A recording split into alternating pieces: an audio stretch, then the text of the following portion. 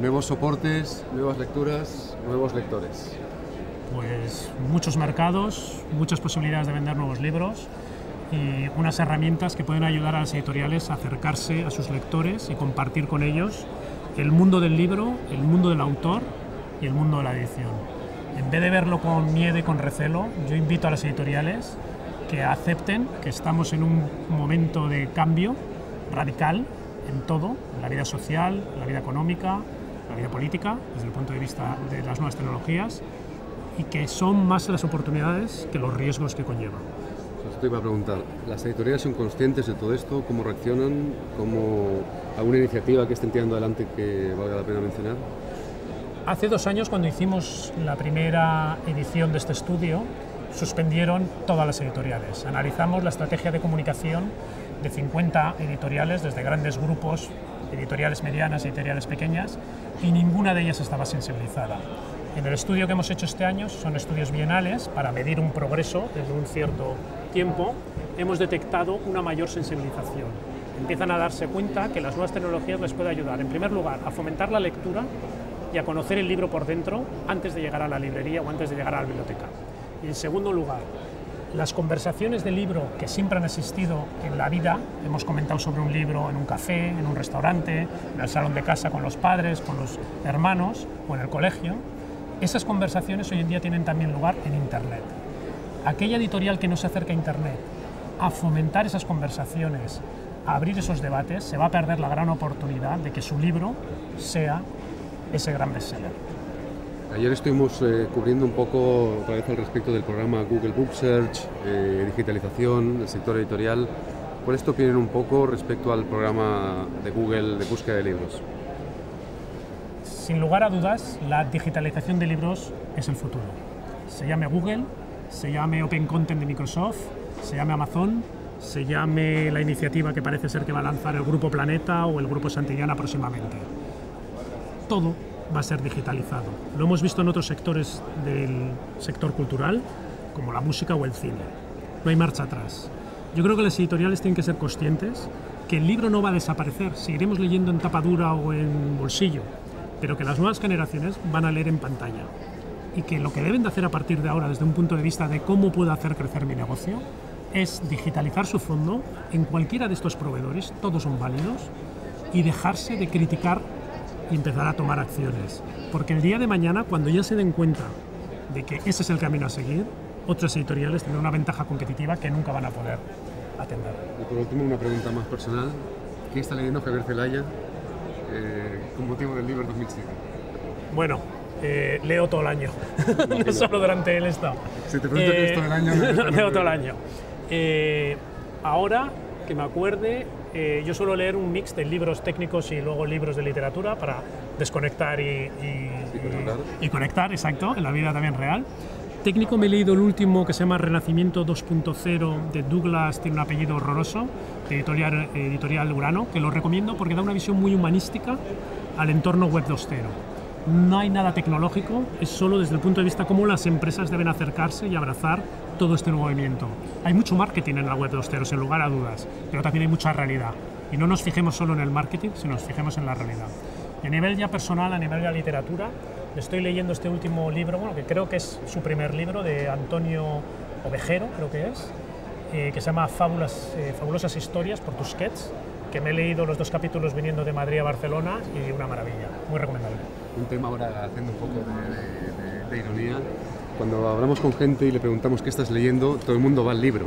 Ajá. Nadie nos ha dicho de pronto, estoy leyendo el blog de tal, o estoy leyendo la revista Tokland. Muy cierto, muy cierto. Todavía se hace mucho el ¿qué estás leyendo? A buscar un libro. Leemos a diario y leemos todo tipo de soportes. Leemos en Internet. ¿Hay blogs que leas por placer, por ejemplo? Sí. Leo más para aprender. Desde el punto de vista me fascina descubrir maneras de pensar de terceras personas. Cosas que a lo mejor yo he leído, pero que no reflexiono sobre ellas y que le dan un punto de vista que yo no he llegado. Y eso es lo que ocurre en la gran mayoría de los blogs a los cuales estoy suscrito. Me hacen reflexionar sobre cosas que a mí se me han pasado de largo y eso lo agradezco. Pero todavía por puro placer, como vamos al cine o a un concierto, ¿tienes algún portal, alguna web que nos puedas descubrir? No, hay aquella escuela de opinión que todavía tiene ese rechazo hacia las nuevas tecnologías, ahí le tengo que dar un poco de razón. Hoy por hoy los soportes que tenemos de lectura en pantalla son incómodos, sobre todo a nosotros que somos de una generación que hemos leído leyendo con las manos, no leemos con los ojos, leemos con las manos, agarramos un libro y a través de esa sujeción leemos las letras. La nueva generación de Internet lee en pantalla, lee con los ojos, no lee con un ratón, lee con los ojos. Y nosotros que tenemos un hábito de lectura que viene de esa lectura de manos, nos cuesta leer por placer en pantalla. No contenidos técnicos los leemos muy bien en pantalla, pero contenido de placer, una novela, una poesía y demás, preferimos el entorno libro. Ahora, estas diferencias que hacemos tú y yo ahora, los chavales, las nuevas generaciones, los chavales de 25 y tal, no las hacen. De hecho, corrió por la web un vídeo que se llama Plausible o Probable, donde hay un ebook que hemos desarrollado fino, que parece una carpetita, que vas a la biblioteca y se carga y convive en nuestra vida con esa comodidad que dices tú. Y la ficción, porque no es una realidad, parece perfectamente plausible en ese sentido, ¿no? De que cuando se llegue a un mayor de comodidad y de interacción con esos soportes, leerás este ebook y navegarás, buscarás fotos, vídeos. Pero no está tan lejos. Yo estuve en la conferencia Web 2.0 de San Francisco que se celebró ahora en abril de este año y Sony allí presentó su nuevo modelo de ebook que le falta oler al libro. Tú podías en ese soporte no solo leer, sino en el caso que tuvieras la vista cansada, hacer más grande el tamaño de las letras, podías subrayar en el caso que te interesara algo, podías anotar en los bordes, que yo lo hago muchísimo cuando de repente veo una frase que me gusta o veo un pensamiento, una reflexión, digo esto lo tengo que tener en cuenta, puedes anotar. Más aún, en el caso que me encontrara una palabra o un lugar que desconociera, pincho en esa palabra y me lleva a una imagen fotográfica o me lleva a un vídeo donde me dice dónde está ese lugar o quién eres autor o quién eres esa persona, enriquece muchísimo el proceso de lectura. Esa gente que dice que las nuevas tecnologías empobrecen el lenguaje o que empobrecen el proceso de leer, no es verdad.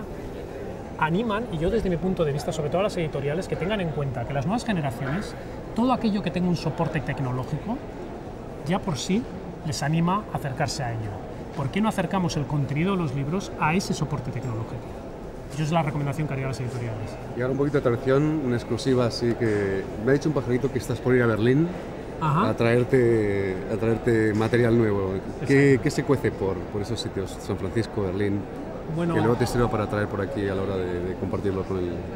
Dado que mi labor dentro de profesionales del sector del libro es intentar detectar aquellas tendencias que sirvan a las editoriales a la hora de establecer sus planes de comunicación y promoción del libro o de fomento a la lectura, me obliga, y yo encantado, salir fuera de España para hacer análisis comparativos de qué están haciendo otros sectores, ya sea el alemán, o ya sea el americano, o ya sea el anglosajón, y detectar de qué manera esas editoriales están llevando a cabo nuevas acciones en Internet, qué son verdaderamente las herramientas, cuáles son las herramientas que verdaderamente están dando una eficacia y una rentabilidad a las editoriales, cuáles son las que son puro marketing, que hay mucho, ¿vale?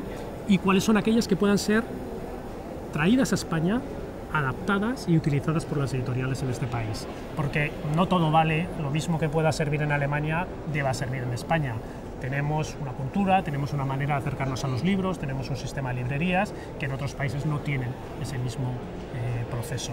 Pero a mí una vez al año, una vez en Estados Unidos y otra vez en Europa, me acerco a estas ferias que no son del sector del libro, son ferias de tendencias tecnológicas, donde rara vez, y es aquí lo que yo invitaría a los profesionales del sector del libro que se acerquen, porque les va a abrir muchas puertas a un montón de herramientas, un montón de contenido que, por estar centrados el día a día solo en el sector editorial, no les permite verlo. Entonces también se puede invitar a los del sector de tecnología que vengan más al Liber, de alguna manera también, ¿no? Ellos están porque, quieras o no, somos usuarios de tecnología todos. Pero no están presentes con sus stands. Virtualmente, como están siempre ellos.